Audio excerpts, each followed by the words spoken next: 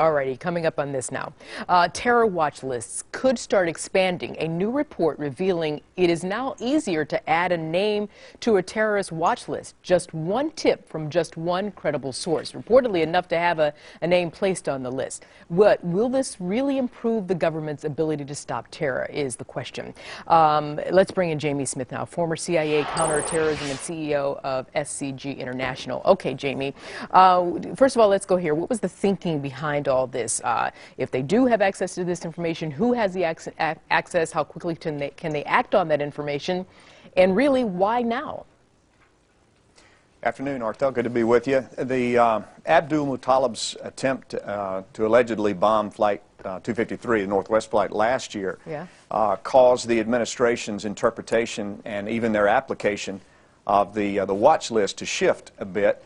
And what they've done is they've really lowered the bar in terms of who can be placed on the list. But in so doing, they're hopefully the goal is to prevent people from coming into the United States that did not need to be here. And what they've done, the list comes from it pulls from the TIDE list. TIDE is short for terrorist identity. And it has to do with the environment, as far as where the terrorist names are coming from. And the TIDE list is managed out of the National Counterterrorism Center in McLean, Virginia. And what they're doing now is they're saying, look, we didn't have much information on Abdul Muttalib when he first came to light. His father mentioned something to our embassy in Nigeria. But it didn't amount to enough to place him into a position where people were concerned enough to do anything about him. And so looking at that scenario, they said, we need to change that. And so this master list back at the NCTC has been updated to allow people, if just a shred of information, one tip comes in on somebody, and then that person also comes from an area of concern, then they will be added to that list for consideration. Okay, Jamie, two things. You mentioned the person will come from an area of concern. So first I'll get you to tell me who would be most affected by this, and also how do you go about vetting the people who are making the calls, who are submitting this tip?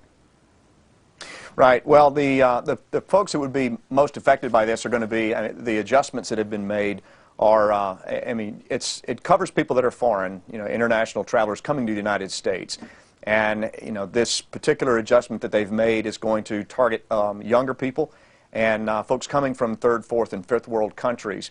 There are about 14 countries that are on the list of suspected, well, where we want to place our scrutiny, if you will. And some of them are in Africa, Somalia, Nigeria, Yemen, Sudan. And these are primarily places where we know there are jihadist training camps, where we've had plots originate from, where people travel to receive training, that kind of thing. And so it's not profiling, it's screening. It's simply looking at these countries and saying, we know we've had problems here before, so it would be wise of us to focus our attention on these places and in these age groups, the 18, 20, 30-year-old group. Because that's a demographic of people that have, caused problems in the past. So Jamie, you mentioned that, you won't be, or the folks who are overseeing this list, that they won't be profiling. Obviously, they're going to move forward carefully. What happens, though, if someone does inadvertently or accidentally end up on this list? Is it difficult for them to get off? Well, what gets somebody on the list is classified, as well as the countries that are on the list being a classified issue. And that's by necessity, because we don't want people to game the system. If we know what creates a problem and puts somebody on the list, then the bad guys simply need to, not travel from those particular countries or not meet those tests to wind up on the list, and they can avoid that. But once you're on the list, you're on it. And, it's very difficult to get off of it. But again, it's mainly designed to allow our security officials to be able to pinpoint people coming from suspected areas of concern. And it's not profiling. It's not a racial-based issue. It's not religiously based. But it is as common sense as saying, look, if my house was broken into through the back door and I continuously leave that door unlocked, then that's foolish on my part. And if we know these areas of the country or these areas of the world have had problems and created problems for us, and we know that people from this demographic have also traditionally been the problem, then we need to look at them. I get your point, Jamie. In addition, and I have to go, but I want to ask you before I go succinctly, if you can tell me, do you think this will be effective? I do, in a way. I do. There are some problems with it.